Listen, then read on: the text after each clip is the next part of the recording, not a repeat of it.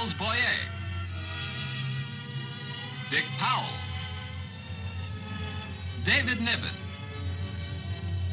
Ida Lupino. We present Charles Boyer in The Executioner.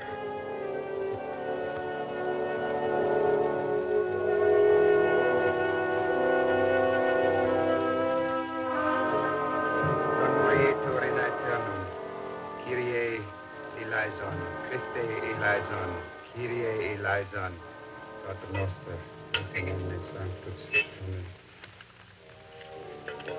Et ne nos inducas in tentatione, sed libera nos a malo, a porte inferi, erue Domine animum Ieus. Mrs. Rogers, do you think she'll go back to the States? What else? We'll have to make a report on this to Washington. I'd wait till they're through with their investigation. They won't publish the results. We have ways. It'll be a court-martial. There's the presiding judge. Amen. Who'll represent the government? The Minister of the Interior. Police actions are under his jurisdiction. This was no police action. This was murder. I'm sorry for her.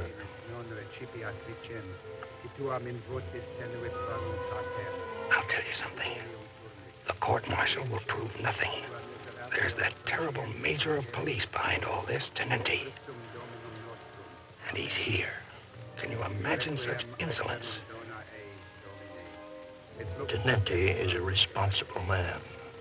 He wouldn't kill without good reason. He would. He has. Per Christum Dominum Nostrum. Amen.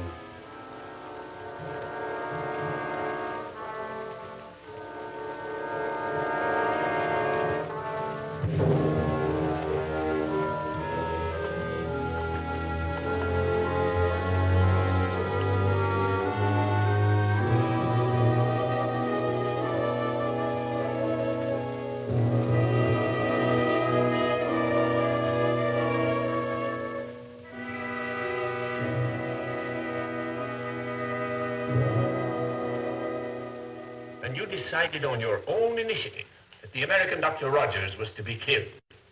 The American Dr. Rogers was engaged in espionage. And you, a police officer, sentenced him to death. Not exactly.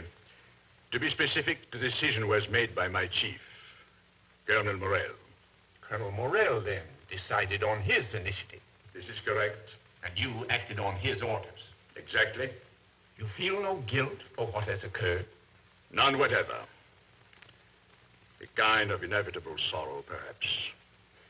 Major, it might be better if you told your story in its proper sequence, without interruptions. Certainly. I will begin with the nature of Colonel Morel's mind.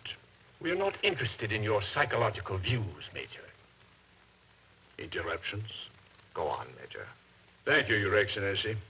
I only wanted to point out that it was not advisable to disobey Colonel Morel's orders. He informed me that Dr. Wesley Rogers, a physician working at the American clinic, had smuggled intelligence reports to the United States. Colonel Morel, then, was satisfied as to the truth of his suspicions? He did not suspect, he was convinced. The doctor sent his reports in guise of medical research statistics, experimental equations, and such. Actually, they were armament reports. So you became convinced, too? It was not necessary that I be convinced. I simply carry out orders. Colonel Morel ordered me to have Dr. Rogers killed. Killed? Well, he could not have said that. Let me put it this way. Morel suggested that it would be for the good of the country if Dr. Rogers ceased his hostile activities. He said killed. His honor has more regard for the power of words than you and I do, Major. So let us try not to be so straightforward. The inner chamber of the State Security Police is not a ballroom, Your Excellency. But why killed? Why not tried and jailed or deported? Well, Colonel Morel did not wish to antagonize the American government. Did he think they would like an execution better? It was decided that Dr. Rogers should be killed by an unknown party for gain or private reasons. It was to be a clean, unpolitical murder. There were to be no loose ends. But it didn't work out that way. In a theoretical sense, it did. I myself chose the killer. The executioner. A legal point. It was a Lieutenant Tamar. Didn't he question the advisability of the plan? Lieutenants don't question majors. I gave him a heavy caliber, non-military hunting rifle and a simple order. Shoot to kill. Shoot to kill. Well told, Major. You're a good witness. Would it be an indiscretion on the part of a friend of the court to suggest that Lieutenant Tamar come in now and continue the story? No objection. Ask Lieutenant Tamar to come in. You may step down, Major, for the moment.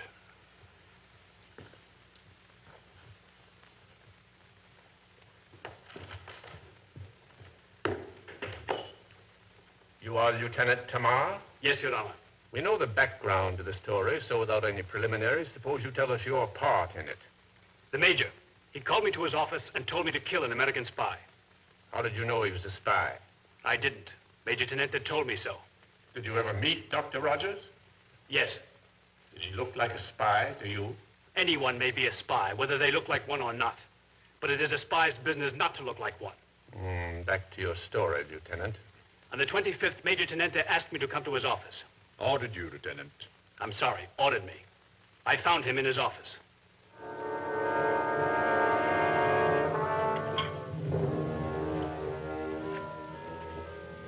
This is the rifle you're going to use. Well balanced, accurate. I know the type. A hunting rifle. American made. Yes, American. Ironic, is it not? However, this is the man, Colonel. What is your name? Lieutenant Tamar, sir. Ah, the winter campaign on the Broadville River. 2nd Cavalry Regiment. Yes, Colonel. I talked to you in a field hospital. Landmine, wasn't it? 16 fragments in my abdomen, sir. But you were supposed to die. Not when my country and Colonel Morel needed me. Our country, Lieutenant. We're all her servants. At ease. I approve, Major. An excellent marksman. He'll have a good target. All targets are good. Has he been briefed? Your instructions, Lieutenant. Dr. Rogers is on duty at the American clinic every other night. One morning, to be designated for action by Major Tenente. Within a week. I shall approach the doctor as he leaves the clinic. I shall be in a car. Private. License plates removed. And shoot him with this rifle. To the heart. What will you do, Lieutenant, if he's not alone? In that case, I should advise postponement. Any delays will mean that he has that much more time to destroy our security. He's being watched day and night, Colonel. I want action, Major, and I want it now. You shall have it, Colonel. Very well. I'll leave the rest of it in your hands, Major. From now on, it's your department. You will report the results through the regular channels to the Minister of the Interior.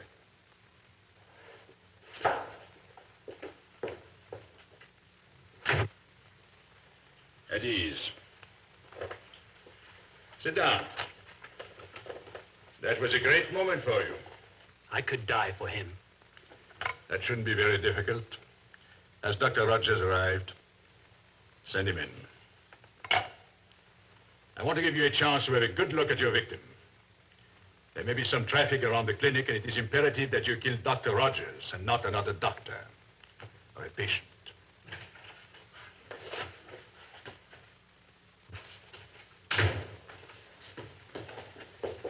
Good morning, Doctor.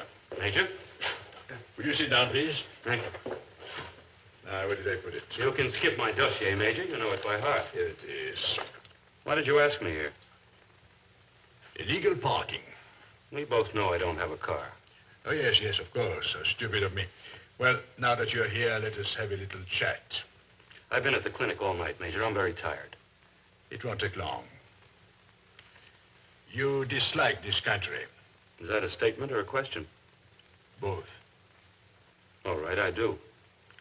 What's keeping you here? Rickets, fevers, malnutrition. Too many patients, too much misery. In other words, Major, what I dislike about your country is what's keeping me here. I understand you are conducting some kind of medical research. I do no such thing, Major. I'm a doctor. I only know how to heal injured tissue. But you send out reports to the Foundation in the United States. I do not. One more thing. Are you aware that your private mail is under surveillance? Of course I am. That is all, Doctor. Good. Oh, will you convey my respects to Mrs. Rogers, please? I met her the other day at Colonel Morell's reception. She's a very beautiful woman. Thank you, Major. That's an American rifle, isn't it? I used to own one like this. A reliable weapon. Quite deadly. But that's how I met Dr. Rogers. The next time I... Just a moment. Step down. But he hasn't finished his testimony yet. He can continue later. Step down. I want to ask Major Tenenti a few questions. Major, if you please.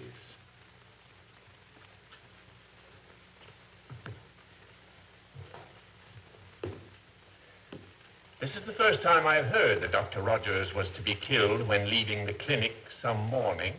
The killing was done at night at the Rogers home through the living room window. Why? At the last moment, I had to change the plan. This was in disobedience to Colonel Morell's orders. No, Your Honor, I never disobey orders. I merely improved upon a suggestion. After making a survey of the grounds around the clinic, I came to the conclusion that it was not safe. One of the American nurses could have observed the shooting. Why not have her killed, too? Killing witnesses is against the economy of successful murder. Dr. Rogers was supposed to be using a research experiment as a cover, yet he has said that he was not doing any research work, nor sending any reports to America. Now, if he was a spy, wasn't he an incredibly stupid one to deny his own camouflage? One could not call Dr. Rogers a stupid man. Ah, then you knew Dr. Rogers was innocent. That is so. And you knew that Colonel Morell was mistaken. I did. Why did you not cancel the orders you had given to Lieutenant Tamar? Your Honor, I sent a report to His Excellency, the Minister of the Interior. Until some action was taken, I was still under the orders of Colonel Morell.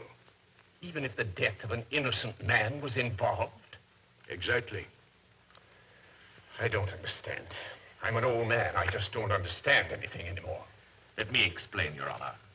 Major Tenenti saw to it that his report reached my office through regular, devious, bureaucratic routes, so that by the time I received it, Lieutenant Tamar had fired his shot, presenting my office with an airtight case against the colonel. But a killing! Major Tenenti, I believe it was Colonel Morell who replaced you after the revolution. You know that? Why ask it? And he is no longer chief of the state police. A great pity. By any chance, Major, could you recommend someone for his post? Himself! That's why he did it. He was jealous of Colonel Morell. Jealous of his greatness. Lieutenant. Of the love we all felt toward him. You were a traitor. Attention!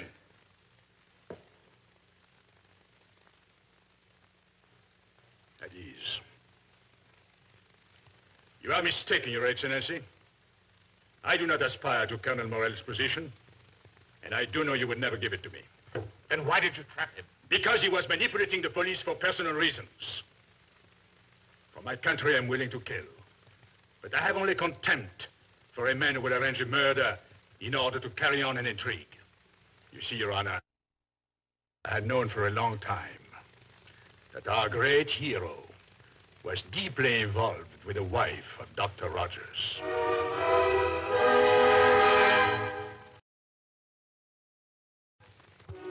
Now you have proved your case against Morell, Major.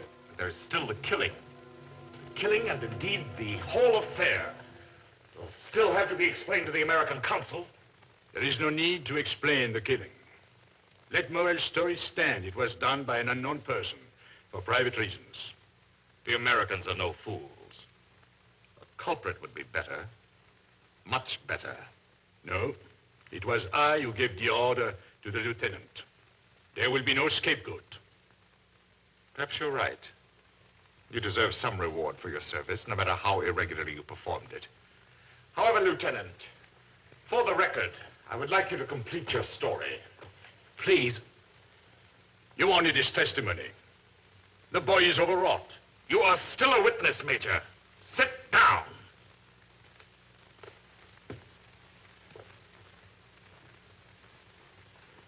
Let the lieutenant come forward. Where shall I start, Your Excellency? The night of the murder. On the night of the killing, I did nothing I wasn't ordered to. I took my post overlooking the house on a small hill some distance away.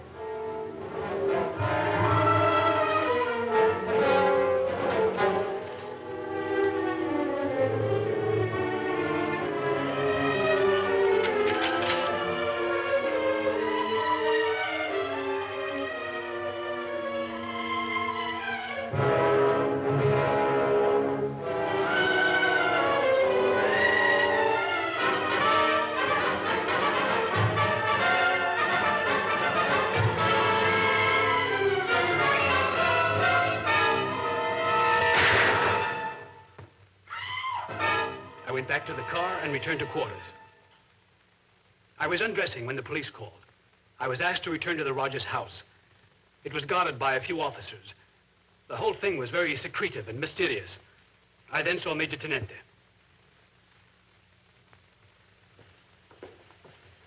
Is there anything wrong, sir? No, nothing. I thought perhaps I did not hit him right. No, Lieutenant, you've done your duty remarkably well. Right through the heart.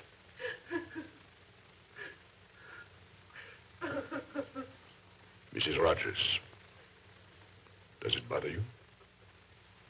No, sir. We're now waiting for the Minister of the Interior. Yes, there has been a slight slip. No. Not your fault. But there will be an investigation, and you will be involved. No, madam, please. Let me in. I want to see him once more, please.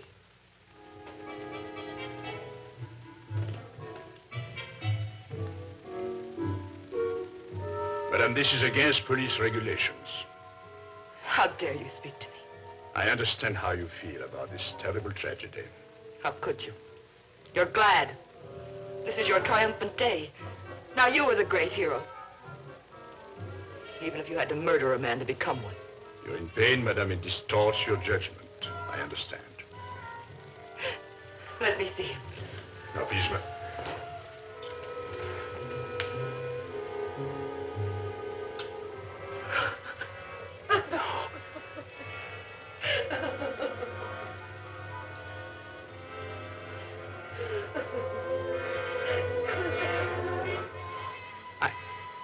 I did not know it was going to be like that.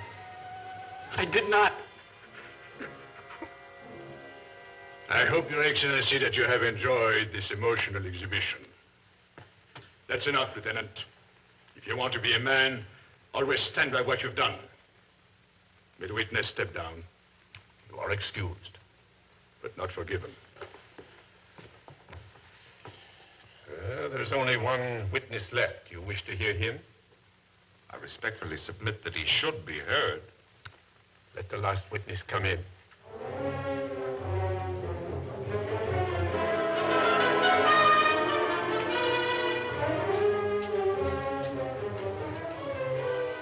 Take a stand, if you will, please. This is the man who should have died. This is the man I thought I was aiming at Rogers' house. Who could dream the man in the window was anyone but Rogers? Instead, it was the greatest man our country ever produced, Colonel Morell. And I murdered him. Lieutenant. I didn't mean to do it, Your Honor. It was he, the American, who was supposed to die. And he will. Lieutenant. Get out of my way, Major. Drop that gun. Instantly. Guard. Take him into custody. Flower of the nation. I'm sorry for the interruption. Your name is Dr. Wesley Rogers? That's right. You're a citizen of the United States? Yes. But I'm being treated as unjustly as if I were a native of your country. My dear doctor, We are deeply embarrassed over the gross mistake Colonel Morel made about your loyalty to our country. I'm not loyal to your country, sir. And Morel did not make a mistake. He simply wanted me out of the way. But now, he is dead instead. Providence works in mysterious but sometimes highly efficient ways. But I'm being held in custody. Why? There is still the question of the murder of Colonel Morel. You want to hold me responsible for that?